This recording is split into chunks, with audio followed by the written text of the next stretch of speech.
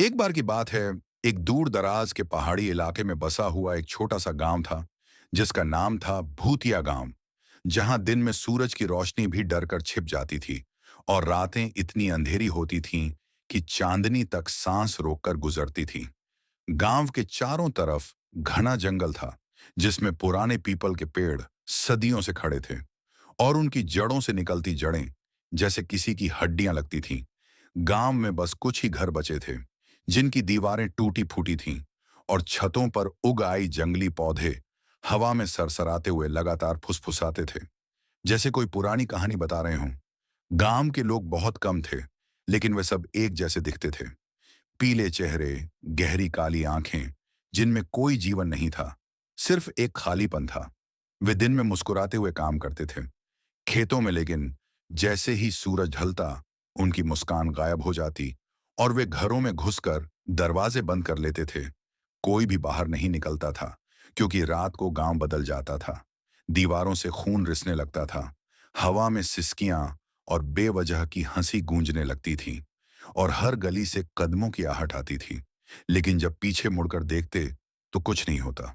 गांव की कहानी सदियों पुरानी थी कि यहाँ कभी एक समृद्ध बस्ती थी जहां सैकड़ों परिवार रहते थे। लेकिन एक रात अचानक कुछ ऐसा हुआ कि सारे लोग गायब हो गए, या शायद उनकी आत्माएं ही रह गईं। किंवदंती थी कि गांव के जमींदार ने एक तांत्रिक से शक्ति पाने के लिए पूरे गांव की बलि चढ़ा दी थी। तांत्रिक ने काला जादू किया था जिसमें हर घर से एक एक सदस्य की आत्मा निकालकर एक बड़े यज्ञ में आहुति दी गई थी ताकि जमींदार अमर हो जाए। लेकिन जादू उल्टा पड़ गया। जमींदार खुद मर गया और गांव की सारी आत्माएं वहीं फंस गईं। अब वे भटकती रहती हैं, कभी बच्चों का रूप धरकर खेलती हैं, कभी बुजुर्गों जैसी सलाह देती हैं, लेकिन असल में वे इंसानों को फंसाने के लिए इंतजार करती हैं। गांव में घुसने वाला कोई भी बाहर नहीं निकल पाता। रास्ते घूम जाते हैं, पेड़ उल्टे हो जाते हैं और समय रुक जाता है। इसी गांव में एक दिन शहर से एक युवक नाम राहुल पहुंचा, जो एक फोटोग्राफर था और शांत जगहों की तस्वीरें लेने के चक्कर में भटक कर यहां आ गया था। उसकी कार जंगल में खराब हो गई थी और मोबाइल में नेटवर्क नहीं था। वह पैदल चलता हुआ गांव में दाखिल हुआ, जहां उसे पहले तो बहुत अच्छा लगा। लोग उसे चाय पिलाने लगे। एक बूढ़ी औरत ने कहा, बेटा रात होने से पहले निकल जाना, यहां ठहरना ठीक नहीं। लेकिन राहुल ने हंसकर टाल दिया और कहा, अंकल मैं सिर्फ कुछ फोटो लूंगा, फिर चला जाऊंगा। गांव के बीच में एक पुराना मंदिर था जिसकी मूर्ति टूटी हुई थी, लेकिन रात को उसमें से रोशनी निकलती थी।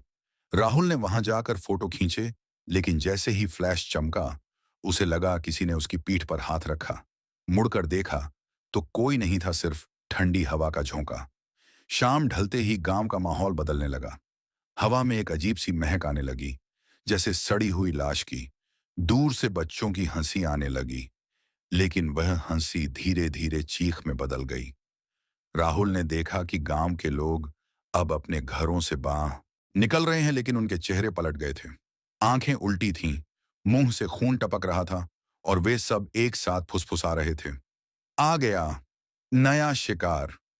राहुल डर गया और भागने लगा, लेकिन जंगल का रास्ता अब गायब हो चुका था। हर तरफ वही पुराने घर और वही टूटे मंदिर बार बार आ रहे थे, जैसे गांव उसे घेर लिया हो। वह एक घर में घुसा जहां एक युवती बैठी थी जो बहुत खूबसूरत लग रही थी। लंबे काले बाल, सफेद साड़ी। वह मुस्कुराई और बोली, बैठो भाई, रात गुजार लो, सुबह चले जाना। राहुल ने बैठकर बात की तो उसे पता चला कि यह लड़की गांव की आखिरी बची हुई इंसान है। लेकिन जैसे ही वह करीब आई उसके पैर उल्टे थे। वह पिचल पड़ी थी जो पीछे से पैर पकड़कर इंसानों को जंगल में खींच ले जाती थी। राहुल चीखा और भागा, लेकिन अब पूरे गांव से सैकड़ों साए निकल आए थे। कुछ बिना सिर के, कुछ सिर्फ आंखें और मुंह वाले, कुछ बच्चों के रूप में जो हंसते हुए उसके पैरों में लिपट रहे थे, लेकिन उनके हाथ ठंडे और नुकीले थे।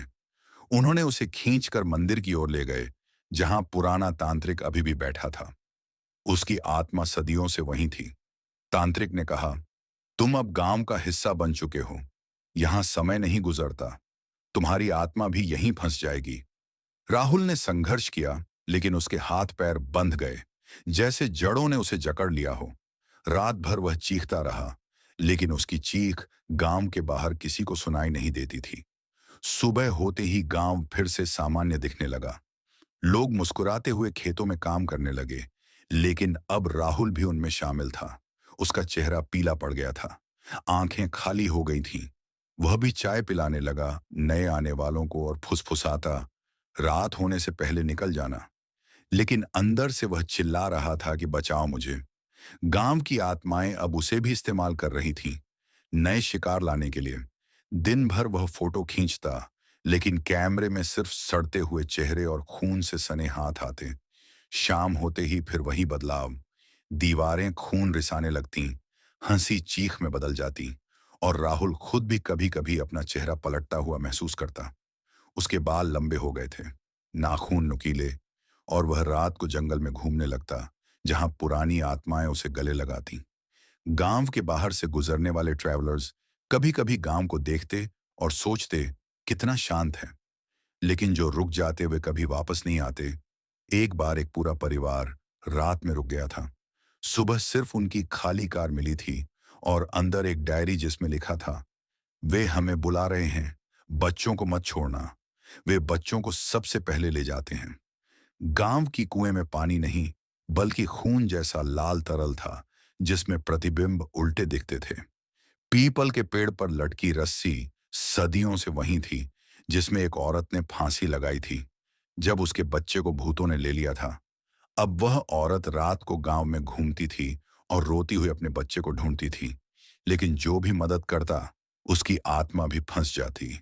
राहुल अब गांव का स्थायी निवासी बन चुका था। वह नए आने वालों को फोटो खींचने के लिए मंदिर ले जाता, और वहां उनकी तस्वीर।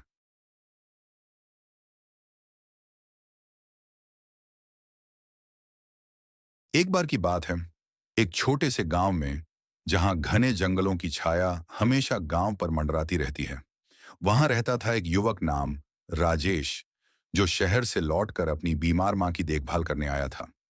गांव का नाम था कालापुर, जहां रातें इतनी अंधेरी होती थीं कि चांदनी भी डरकर छिप जाती थी, और हवाएं पुरानी कहानियों को फुसफुसाती हुई घूमती थीं।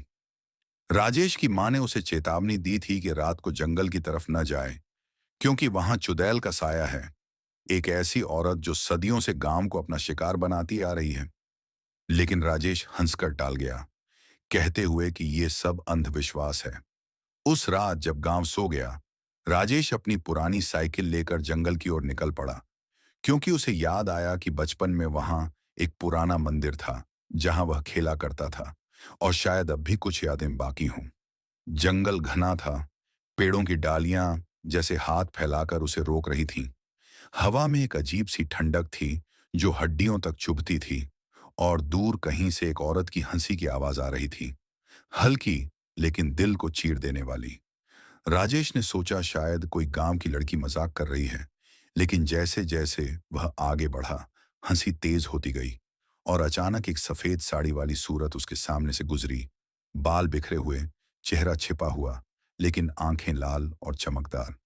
उसने पीछे मुड़कर देखा तो कुछ नहीं था, सिर्फ पत्तियों की सरसराहट।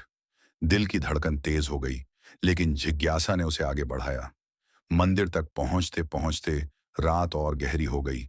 पुराना मंदिर टूटा फूटा था। दीवारों पर पुरानी पेंटिंग्स थीं, जिनमें एक औरत का चेहरा बार बार दिखता था, जो सदियों पहले गांव की एक सुंदर विधवा थी, जिसका पति युद्ध में मारा गया, और गांव वालों ने उसे जादू टोना का आरोप लगाकर जिंदा जला दिया था। किंवदंती थी कि उसकी आत्मा चुड़ैल बनकर बदला लेती है, हर पूर्णिमा को शिकार ढूंढती है। राजेश ने मंदिर के अंदर घुसकर एक पुरानी मूर्ति देखी, जो टूटी हुई थी, और वहीं एक डायरी पड़ी थी, जिसे उसने उठाया और पढ़ना शुरू किया। डायरी में लिखा था कि चुड़ैल हर उस इंसान को अपना शिकार बनाती है जो रात को अकेला जंगल में आता है। वह पहले उसे सपनों में बुलाती है, फिर हंसी से मोहित करती है, और आखिर में उसके खून से अपना बदला पूरा करती है। राजेश हंसा, लेकिन तभी उसकी आंखों के सामने एक दृश्य घूम गया। वह खुद को देख रहा था कि वह एक औरत के साथ खड़ा है, जो बेहद खूबसूरत थी। लंबे काले बाल, गोरा चेहरा, लेकिन जैसे ही वह मुड़ी, उसका चेहरा पलट गया। आंखें उल्टी, मुंह से खून टपकता हुआ, और वह चिल्लाई, तुमने मुझे मारा, अब मैं तुम्हें मारूंगी। राजेश चौंक कर वापस लौटा, लेकिन अब रास्ता बदल गया था। पेड़ उल्टे लग रहे थे, रास्ते घूम रहे थे, और हर तरफ से वही हंसी गूंज रही थी। वह भागने लगा, सांस फूल रही थी, पैरों में दर्द हो रहा था, लेकिन चुड़ैल पीछे थी, कभी सामने, कभी पीछे, कभी पेड़ों के बीच से झांकती हुई। उसकी साड़ी सफेद थी लेकिन खून से सनी हुई, नाखून लंबे और नुकीले, जैसे चील के पंजे। राजेश ने चिल्लाया, कौन हो तुम? और जवाब में आई आवाज, मैं वो हूं जिसे तुम्हारे जैसे लोग जला देते हैं। मैं वो हूं जो कभी इंसान थी, अब चुड़ैल हूं, और तुम मेरा अगला शिकार। वह भागता रहा, लेकिन जंगल जैसे उसे निगल रहा था। पेड़ों की जड़ें पैरों में उलझ रही थीं, हवा उसके कान में फुसफुसा रही थी पुरानी कहानियां। अचानक वह एक झील के किनारे पहुंच गया, जहां पानी काला था, और उसमें प्रतिबिंब दिख रहा था उसका अपना। लेकिन प्रतिबिंब हंस रहा था जबकि वह नहीं हंस रहा था। झील से निकलकर चुड़ैल आई। अब उसका चेहरा साफ था, आधा खूबसूरत, आधा सड़ा हुआ, आंखें गड्ढों में धंसी, दांत तीखे। वह बोली, राजेश, तुम्हारी माँ ने मुझे बताया था कि तुम आओगे। वह भी मेरा शिकार थी, लेकिन बच गई। अब तुम नहीं बचोगे। राजेश ने याद किया कि उसकी माँ हमेशा रात को चीखती थी सपनों में, और अब सब समझ आ गया। वह भागा, लेकिन चुड़ैल ने उसका हाथ पकड़ लिया। हाथ ठंडा था जैसे बर्फ, और जहां छुआ वहां जलन होने लगी। वह चिल्लाया, लेकिन आवाज गले में अटक गई। चुड़ैल उसे खींचकर मंदिर की ओर ले गई, जहां दीवारों पर उसकी कहानी लिखी थी। कैसे गांव वालों ने उसे जला दिया, कैसे उसकी आत्मा ने बदला लिया एक एक करके। राजेश ने देखा कि मंदिर में कई कंकाल पड़े थे, पुराने और नए, सब उसके जैसे युवकों के। चुड़ैल हंसी, उसकी हंसी अब करीब थी। उसके बाल राजेश के चेहरे पर गिर रहे थे, जो सांपों जैसे लग रहे थे। उसने राजेश को जमीन पर पटक दिया और उसके सीने पर बैठ गई। नाखूनों से उसकी छाती चीरने लगी, खून बहने लगा, और हर बूंद के साथ चुड़ैल मजबूत होती गई। राजेश ने प्रार्थना की, लेकिन देवता भी डर कर छिप गए थे। तभी उसकी मां की याद आई, जो घर पर इंतजार कर रही थी, और उसने आखिरी जोर लगाकर चुड़ैल को धक्का दिया। लेकिन चुड़ैल हंसी और बोली, तुम्हारी मां अगली है। राजेश की आंखें बंद होने लगीं, लेकिन अचानक दूर से घंटी की आवाज आई। पूर्णिमा का चांद छिप गया, और चुड़ैल चीख कर गायब हो गई। सिर्फ एक सफेद साड़ी का टुकड़ा रह गया। राजेश किसी तरह घर पहुंचा, लेकिन अब वह बदल गया था। उसकी आंखें लाल थीं, और रात को वह खुद जंगल की ओर देखता रहता। गांव वालों ने कहा कि अब राजेश चुड़ैल का गुलाम बन गया है।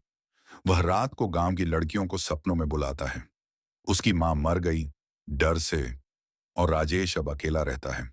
हर पूर्णिमा को जंगल में जाता है, जहां चुड़ैल उसका इंतजार करती है। लेकिन कहानी यहीं खत्म नहीं होती, क्योंकि चुड़ैल कभी नहीं मरती। वह बस इंतजार करती है अगले शिकार का, जो रात को अकेला निकले। सालों बाद एक और युवक शहर से लौटा। नाम था अमित।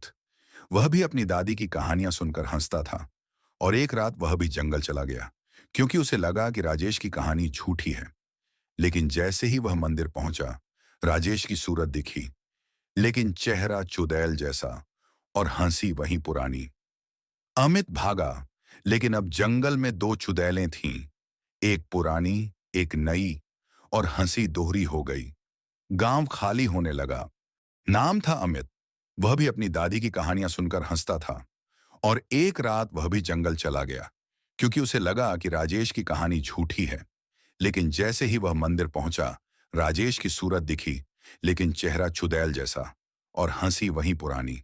अमित भागा, लेकिन अब जंगल में दो चुड़ैलें थीं, एक पुरानी, एक नई, और हंसी दोहरी हो गई। गांव खाली होने लगा, लोग भागने लगे, लेकिन चुड़ैल ने सबको निशाना बनाया। एक रात पूर्णिमा को पूरा गांव चीखों से गूंज उठा, और सुबह सिर्फ खून के निशान बचे। अब कालापुर जंगल का हिस्सा बन गया, जहां रात को हंसी सुनाई देती है, और जो भी जाता है वह कभी वापस नहीं आता। लेकिन अगर तुम सुन रहे हो ये कहानी, तो सावधान, क्योंकि चुड़ैल अब तुम्हें भी सुन रही है, तुम्हारे कमरे में अंधेरे में। और अगर तुम अकेले हो, तो उसकी हंसी शुरू हो सकती है। वह तुम्हारे सपनों में आएगी, पहले खूबसूरत रूप में, फिर सड़ा हुआ चेहरा दिखाएगी, नाखूनों से छुएगी और तुम्हारा खून पिएगी। कोई बच नहीं पाया, ना राजेश, ना अमित, ना गांव वाले। चुड़ैल अमर है, बदला उसका कभी खत्म नहीं होता। रात हो रही है, सुनो, क्या हंसी आ रही है। वह सफेद साड़ी, बिखरे बाल, लाल आंखें अब तुम्हारे पीछे हैं। भागो मत, क्योंकि जंगल तुम्हें घेर लेगा, मंदिर बुलाएगा और चुड़ैल तुम्हें अपना बना लेगी। सदियों से यह सिलसिला चल रहा है, हर पीढ़ी में एक नया शिकार। तुम कौन हो? क्या तुम भी जाओगे जंगल में, या घर में बैठकर डरोगे? लेकिन डर भी उसे बुलाता है। चुड़ैल का इंतजार खत्म नहीं होता।